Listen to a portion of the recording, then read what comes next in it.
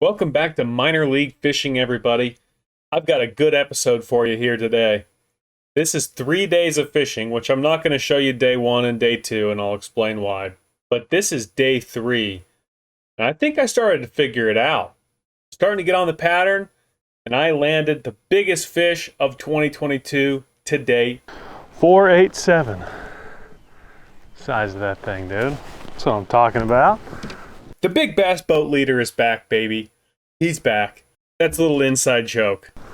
The big bass boat leader returns in 2022 with the largest fish of the year. I came up with it a couple years ago in one of the tournaments that I caught the biggest fish for this tournament, and then the next tournament I caught the biggest fish, and then the joke started. But I've regained my title as the big bass boat leader, baby. Breaking down this 3-day fishing trip, we went up there on Friday, fished Friday afternoon, 80 degrees, sunny, beautiful. Thought we would tear them up. Only caught a couple sand bass. That was puzzling. Saturday, go out after the rain. Cold front came through, 50 degrees, dumb cold, windy, terrible. Terrible experience. Caught a couple fish, not even worth showing. Mostly caught sand bass. Saturday afternoon, go to the local shop, and we're looking for different lures and stuff. And we end up bumping into one of the guys that fishes the tournaments we fish, and then the other guy sitting there is a local guide. We start talking to them, and the guide tells us how there's been thousands of people on the water in the last month fishing, thousands of boats. And that's why fishing is so tough right now. And I'm going, what? Thousands of boats are out here on the water? He's like, oh yeah, there was Red Crest, there was 3 major tournaments, there was the BASS kayak division, and apparently leading up to this weekend, there was 350 kayaks from around the U.S. here on the lake, pounding it every day for 12 hours leading up into their tournament. Like, no wonder it's been difficult to catch fish this year, because it's just been getting hammered for the last month, like hardcore hammered. So that starts to make a little more sense. So with that in mind, Sunday we set out on a different path. We went to some places that we've never really fished before, but we know look pretty good and we know should have some fish. I will say we hit a couple spots that we normally hit, but people don't fish those. I don't know why, because they're pretty good. So like we start out in this place here, and this is like the one of the places that we've always fished for tournaments. And like we fish and we fish and we fish, and as we're getting to the edge of it, my dad ends up catching the first fish.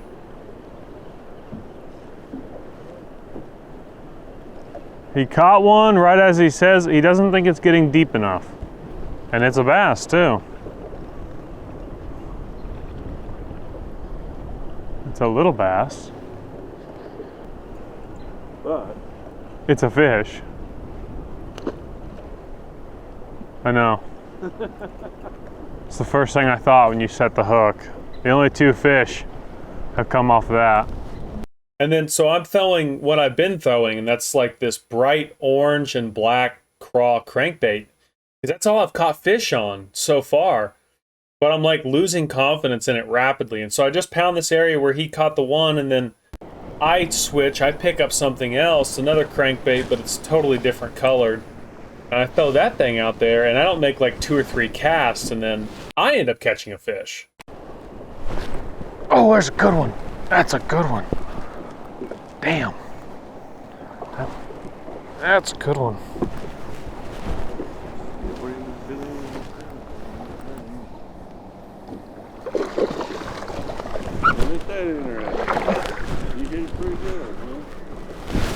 Oh, come here, it's big ass fucking pole.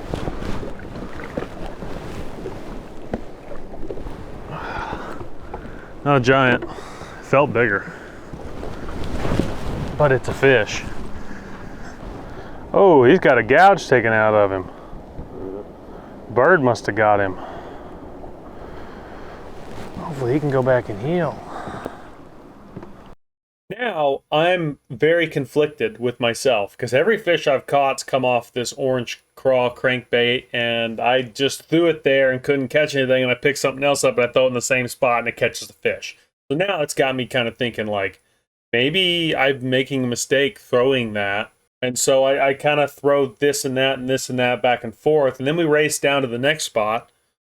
We get to the next spot, and I just pick back up that bright orange and black crankbait. I mean, I like the way it fishes and everything, and I just like it.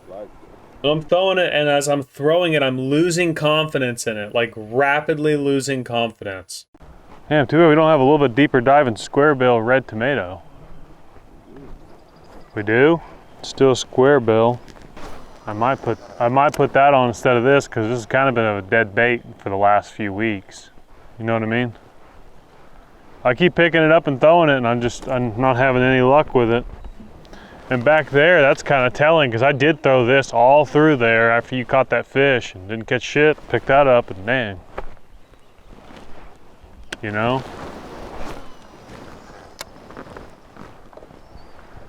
Just kind of makes somebody wonder. Oh, I would say that. Maybe I'm not taking it off. Good Lord. Oh, hello.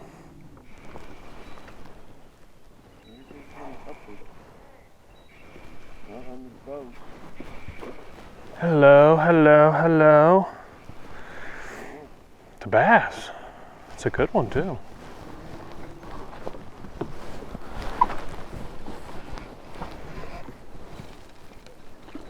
Oh yeah, it's a good one. Absolutely just fucking inhaled it. Well done, good.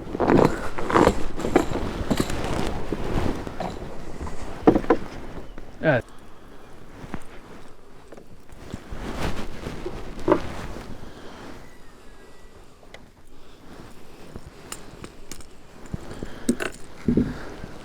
Maybe I won't take it off. Huh? Oh, that's not a 4 something. That's a nice fish right there, baby. I retract my previous statement. That is what we're used to catching, boys. 487. Size of that thing, dude. That's what I'm talking about.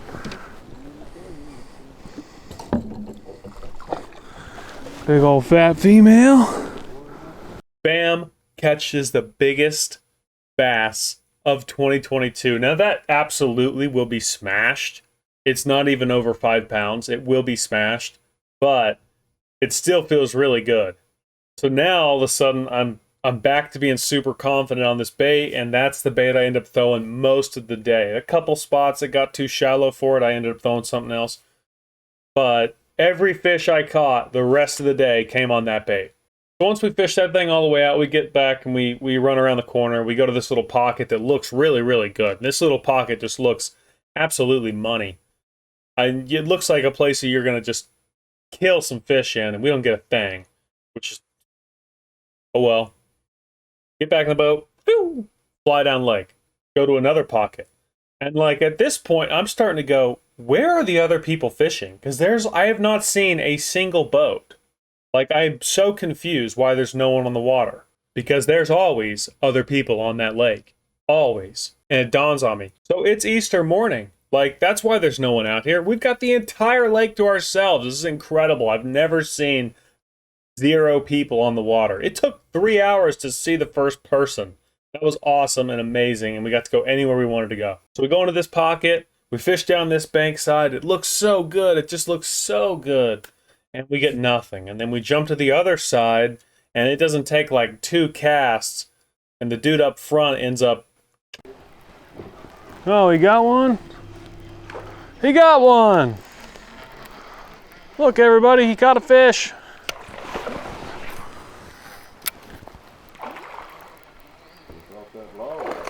That's not a bad fish either. Oh.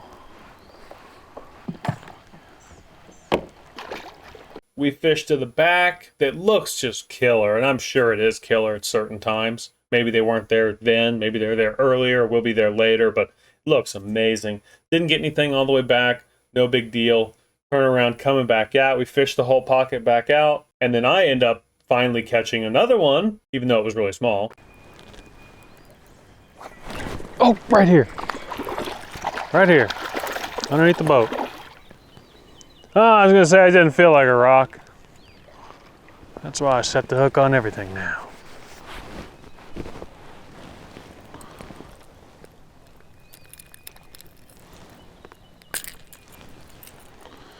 Nice little bass, pretty little bass.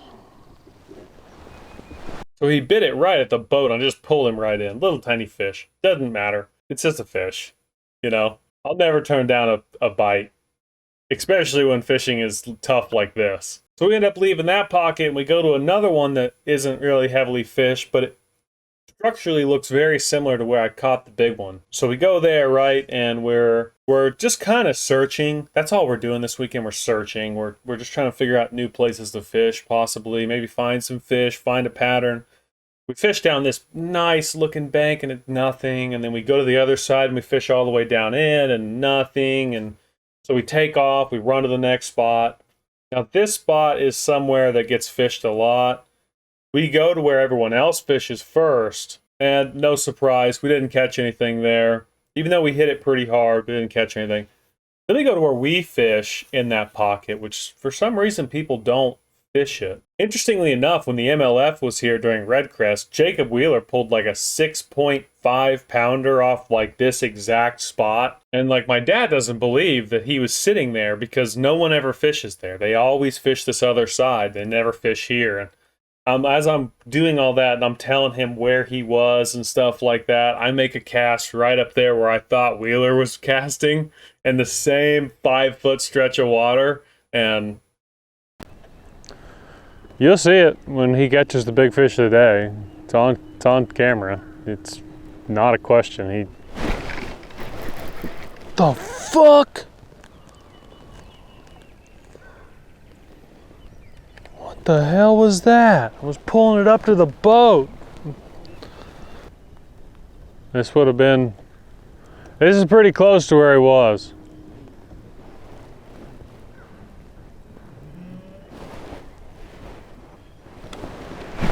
And I think he had a north wind like this because until the camera moves.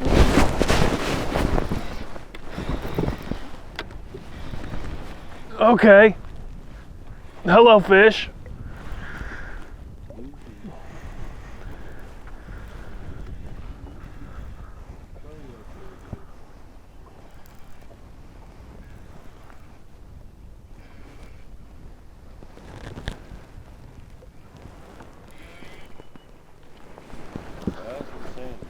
That's a good bass.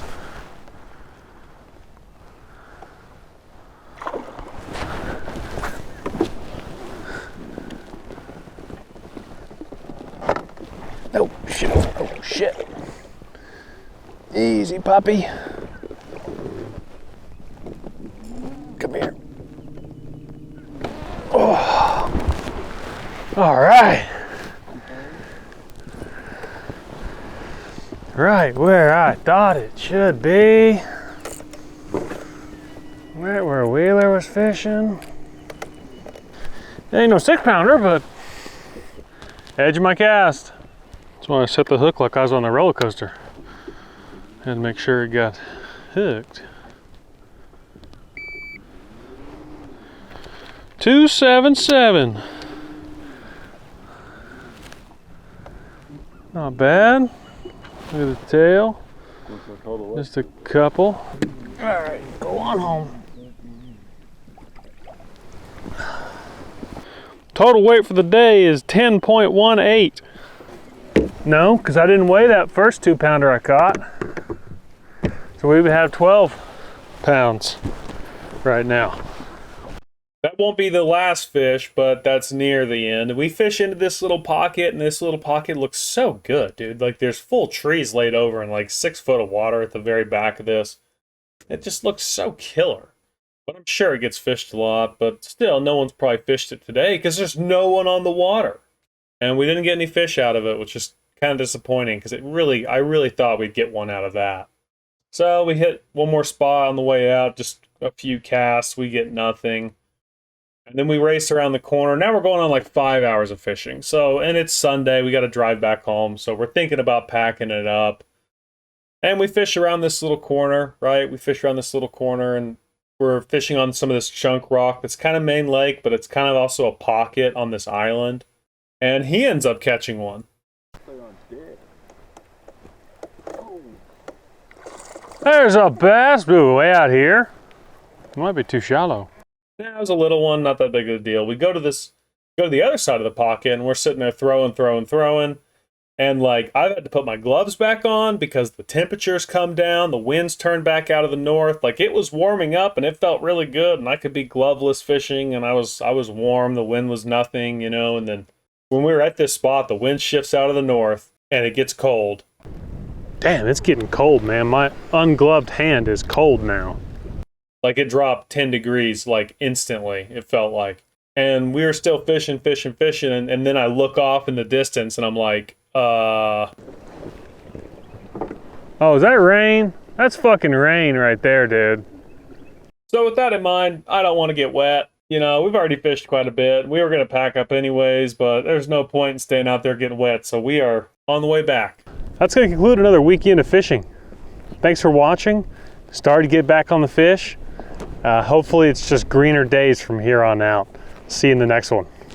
If you guys like me doing all of this, recording all these episodes, I recorded 3 days worth here, and I only showed you Sunday. If you like me editing all these up and doing this kind of narration format where I'm talking and I'm showing you guys all this stuff, it takes a lot of work on my end. I do a lot of touching up to the audio and the color correction and the video, and it takes a lot of forethought when I film it, how I have to film it so I can sync everything up. If you like me putting all this effort into this, let me know in the comment section down below. Personally, I would love to keep doing this, especially if we can get into tournaments, because I've got this weird format that I think I could do in editing that I think you guys would love. I might fish a tournament Sunday, but there's like a 90% chance of thunderstorms, so I don't know if I'm going to fish it yet or not. We'll just have to kind of stand by for that. That being said, I appreciate all you guys watching all the way to the end. Let me know down below anything I could change, anything I could tweak in this format. I'd love to hear about it. Give me your input. Until the next video, be safe out there on the water, and I'll see you guys next time. Peace!